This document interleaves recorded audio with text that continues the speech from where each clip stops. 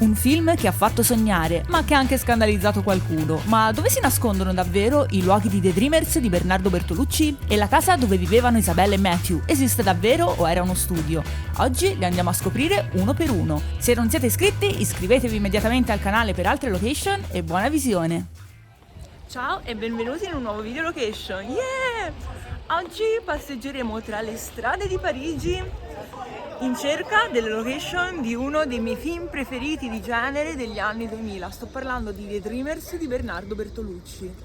Un film che è una lettera d'amore al grande cinema classico, ma anche uno sguardo sull'idealismo giovanile in un'epoca che stava cambiando tutto.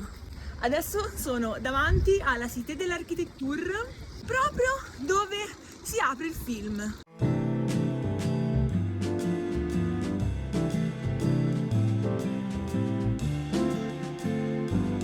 Questo ponte è stato costruito nel 1807 e ampliato nel 1837.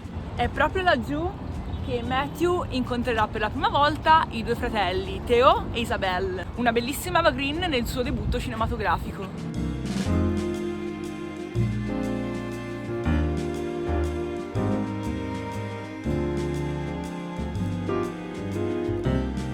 Ad oggi la Cinémathèque è stata spostata in un'altra sede, ma essendo il film ambientato nel 68 hanno deciso giustamente di mostrarcela nella sua posizione originale.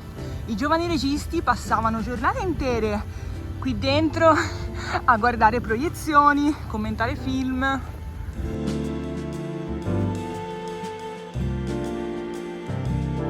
La struttura centrale fu demolita, mentre le ali laterali furono, quella lì e questa, furono conservate e completamente ridisegnate in stile neoclassico monumentale.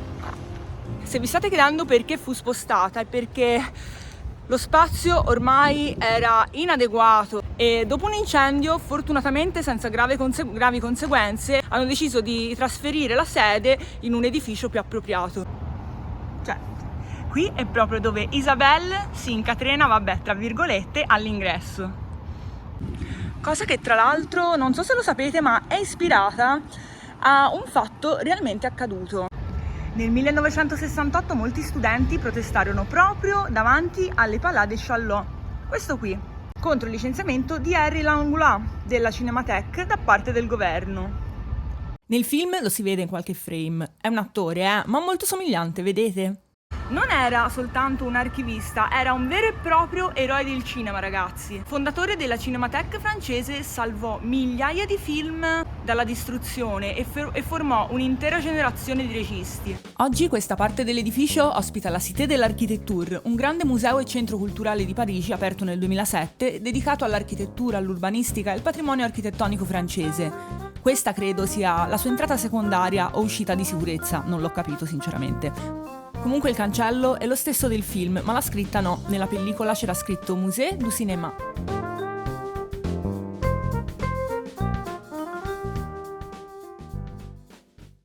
Il tempo, ragazzi, è molto incerto. L'importante è che non piove, no, ma non dire niente. Non dire niente.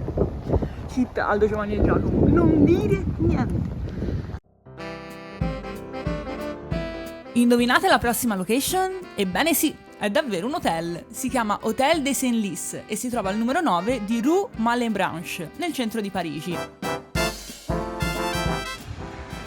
Ecco l'albergo dove soggiorna Matthew. Guardate, c'è ancora il cartello. Questo albergo accoglie ospiti già da molti anni e a pochi passi c'è anche la famosa scala che si vede quando Matthew va a riprendersi le sue cose prima di trasferirsi dai gemelli.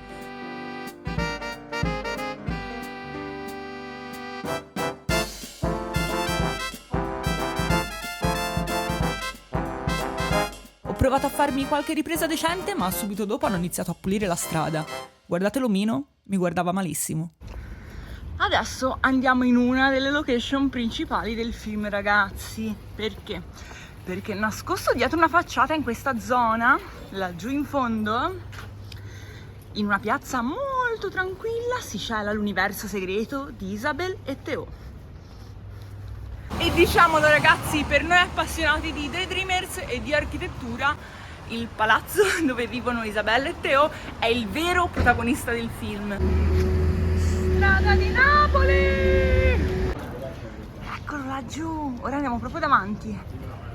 La piazza si chiama Place Rio de Janeiro, sì, come la città brasiliana di Rio de Janeiro. Sembra bizzarro, ma no, non lo è. Il nome è stato dato in onore alle relazioni diplomatiche tra Francia e Brasile. È una piazza quasi nascosta, fuori dai soliti itinerari turistici, con questi bei palazzi haussmanniani che mi ero già rassegnata a vedere solo da fuori. E poi, a sorpresa, un residente mi ha aperto il portone e mi ha fatto entrare nel lato del palazzo per fare qualche video. Io, che già temevo di disturbare, invece mi sono sentita quasi in visita da dei vecchi amici.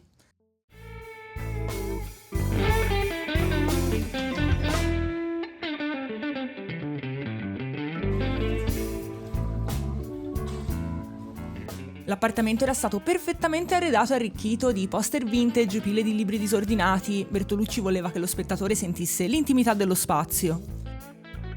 Guardate un po', la stessa rampa di scale elegantissima con questa ringhiera in ferro battuto, che magari avrete già notato in alcune scene. E non è tutto, lo stesso vale per il portone d'ingresso e la porta che conduce al chiosco. Piccoli dettagli che rendono tutto così riconoscibile e affascinante.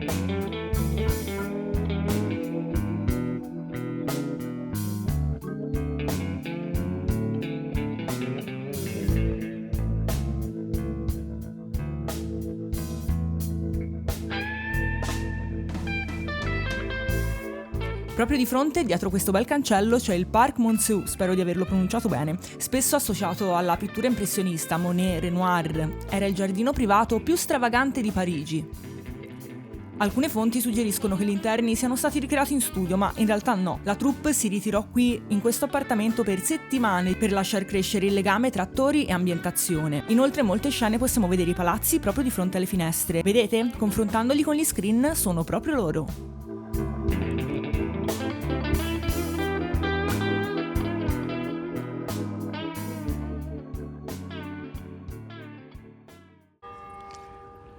L'incantesimo però non può durare per sempre. Quando i ragazzi sembrano finalmente, spensierati dopo una bella serata, Matthew e Isabel vedono davanti alla vetrina di un negozio, che era posizionato proprio qui, oggi il fondo è vuoto, i notiziari sulla rivolta. Questo piccolo fondo si trova in Place Alphonse Laveran, proprio davanti questa bellissima chiesa. Qui vedono le immagini delle proteste, dei scioperi. Questo fondo commerciale, oggi totalmente anonimo, è stato decisamente un punto di frattura tra sogno e realtà.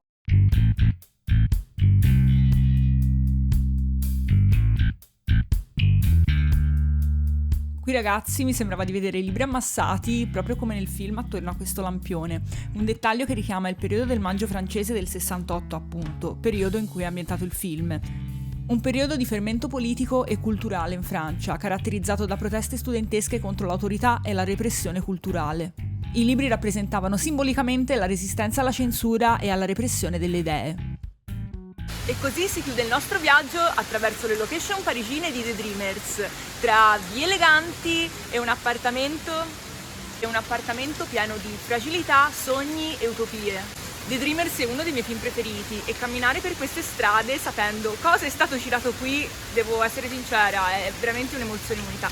Tutti i miei video, cioè ogni video che faccio per me è un'emozione unica, però ogni volta è come se fosse la prima, ragazzi. Sono molto contenta di essere riuscita a portare questo omaggio a questo film di Bernardo Bertolucci con un'atmosfera unica. Se vi è piaciuto questo tour, nel mio canale trovate la playlist chiamata Bernardo Bertolucci con altre location di questo regista. Non dimenticate di seguirmi per altre location particolari. Io spero tanto che il video vi sia piaciuto e ci vediamo alla prossima. Ciao!